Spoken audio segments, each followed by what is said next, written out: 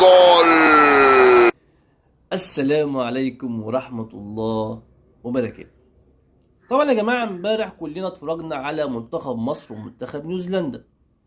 أنا شايف من وجهة نظري بداية مبشرة جدا لمنتخب مصر وبداية قوية جدا لمنتخب مصر والكابتن حسام حسن. أنا مستبشر خير طبعا في كابتن حسام حسن الفترة الجاية إن شاء الله بالتوفيق لمنتخب مصر.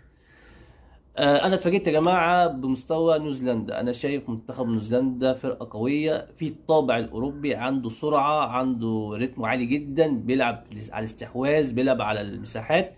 انا شايف احتكاك قوي جدا لمنتخب مصر وكابتن حسام حسن، وان شاء الله مستبشر خير ان شاء الله بمنتخب مصر. النهارده في ماتش ان شاء الله تونس ومنتخب كرواتيا، اللي يكسب فيهم طبعا هيلاعب منتخب مصر على النهائي يوم 26 بالتوفيق ان شاء الله.